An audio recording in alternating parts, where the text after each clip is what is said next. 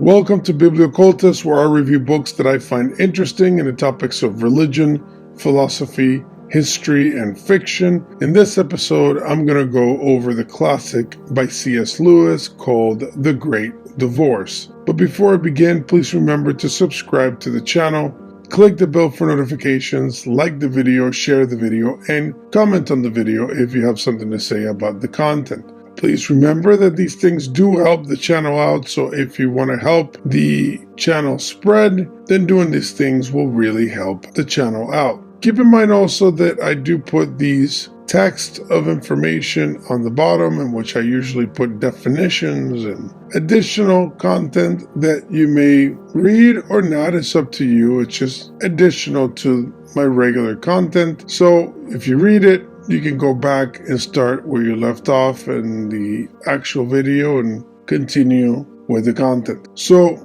The Great Divorce by C.S. Lewis. This edition I have is a very nice one, hardcover from HarperCollins, and it was published in 2001. The quality of the paper is very good, and I do love these kind of small hardcovers when they're treated nicely. They are, in my opinion, the most enjoyable type of book to handle and read. But like I always say, find whatever edition that you think is best for you at whatever cost fits your budget. Now, when it comes to the content, the whole book is basically an argument against relativism, and it's obviously placed in a allegorical structure that is very similar to Dante's own work. So that, to me, was the first thing that I found very appealing, because attempting to recreate Dante's work is quite a feat, and C.S. Lewis is doing just that on this work, and actually reminds me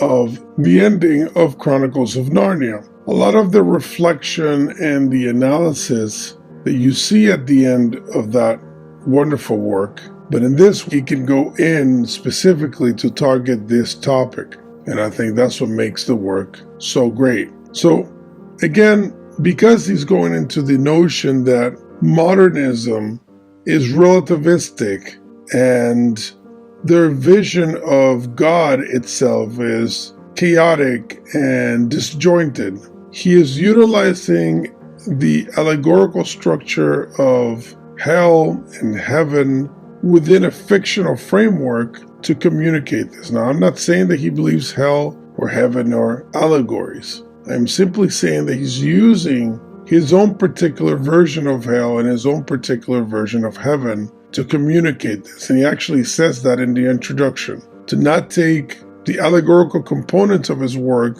to be a theological treatise on how these things actually are, but to take them as a work of fiction that is allegorizing something that is true, which in his mind would be hell, heaven, and these topics. So one line that I really liked and I marked in the book was, "Evil can be undone, but it cannot develop into good." And that to me is the gist of the work. He's trying to make the case that this viewpoint that all roads will eventually lead to God, or that everything is okay or everything is good at the end of it all, is false. And not only false, but dangerous. And he uses the work to communicate this in very interesting ways. He believes controlling desires is the key to doing any good whatsoever. And continuing on the same train of thought that the evil cannot develop into good, he goes further into the idea that even sincerity in error doesn't change the nature of the mistake. That you can be sincere in doing evil, you can be sincere in being mistaken, committing a sin, but that sincerity does not change the nature of the behavior, doesn't change the nature of good. It doesn't relativize it because you had good intentions.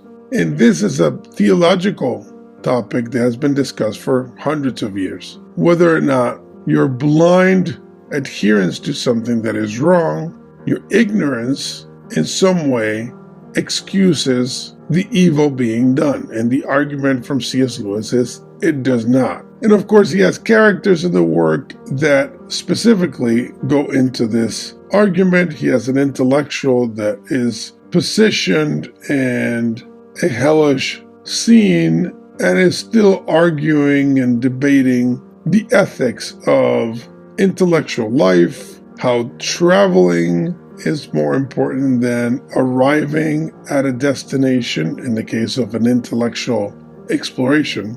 And obviously, that whole engagement is quite amusing because he is clearly mocking the hyper-intellectualism that leads sometimes to a sterile development of philosophy and thought in general for those that enjoy more the search for knowledge and not necessarily the objective of knowledge, which is the arrival at the truth, to know the truth, and not simply the path to truth.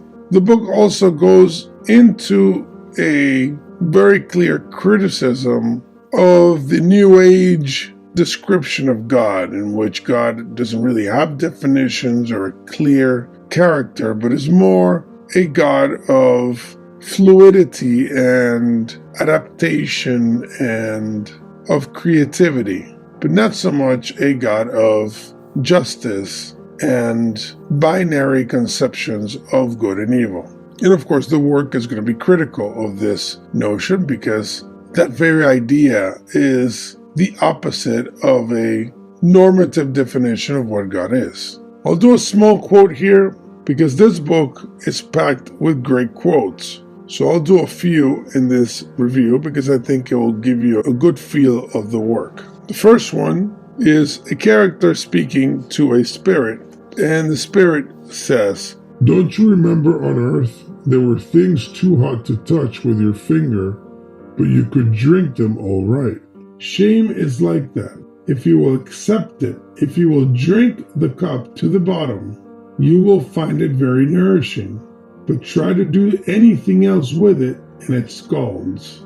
So again, he's going into this notion that certain desires and certain emotions will seem to be good in certain scenarios and certain conditions, but they don't change what they are. Only your perception of what they are is changing. And that is a classic philosophical perspective. The idea that things have an essence, a nature, and that this nature does not change in itself, but only our perception of it. But that's not relativism, because relativism, from the perspective of C.S. Lewis in particular, since we're discussing this book, is about relativizing the very nature of things. So instead of saying that shame does exist, but it seems okay in certain scenarios, it will be more like saying that shame itself is relative and doesn't exist. Now, interestingly, he does argue that hell is a state of mind, unlike heaven, which is reality in itself. And that's interesting because C.S. Lewis was an Anglican, but Anglicans at the time of C.S. Lewis held a lot of common beliefs with Catholics and Orthodox. And I say at the time because eventually they have deviated substantially from their classic viewpoint. And I would say in some senses you could say they're unrecognizable. But you could say the same thing about modern Catholicism, which is quite distant from the medieval Trent theology and even distant from pre-Vatican II theology. So here hell is a state of mind, is a conscious state in which you're only aware of it because you're in that state of mind. And he says the difference being those who are in heaven in reality say to God, "Thy will be done." But those who are in hell, God says to them, "Thy will be done." So it's an issue of will, of decision. If the creature decides that it is their will that should rule, they will fall into a hellish consciousness. If they say, no, it should be the will of God, then they will fall into a heavenly consciousness.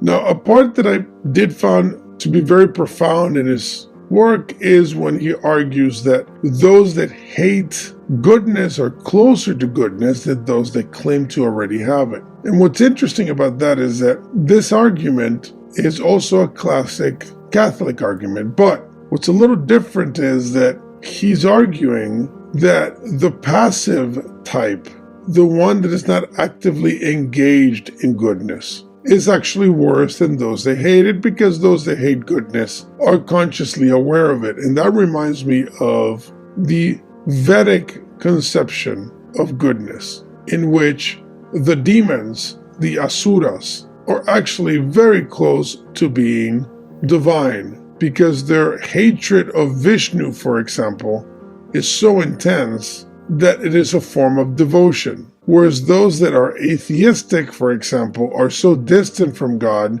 that they fall further down the line of consciousness. And this aspect of this book reminded me of that. So the final conclusion of the work is basically that nothing is good without God, that we cannot even have a sense of value, of truth, of goodness, if God is not involved. And for those that might not know, that is the transcendental argument, as it is called. Because it is arguing that every conception, every notion of good and evil must stem from an objective reality, from an ontological truth. And that can only be positioned in an eternal deity. And from there, we can derive any other meaning. So the transcendental argument is used by Greek philosophers and by Christian theologians, and he's making the case in a very simplistic way, but he is making the case that you cannot even understand anything to have a value in itself without God. Therefore, what is good is what is connected or related to God, and what is evil is what is distant from God, which is the clear argument of the ancient Christian church fathers, who would argue that doing good, so-called, in itself without being in any way related to God was meaningless, because you couldn't even define what good is, and therefore how could you know if it was actually good unless it's related to God? Now, I know there are plenty of other philosophical arguments against this point. I am simply sticking to the book. So the final thing I would like to do is do a quote here as well, but this one on the concept of pity, because I think, unfortunately, in the modern world, Christians are obsessed with certain values of their religion, which in particular would be things like tolerance and love and peace, and pity would be one of them. Now, the argument for most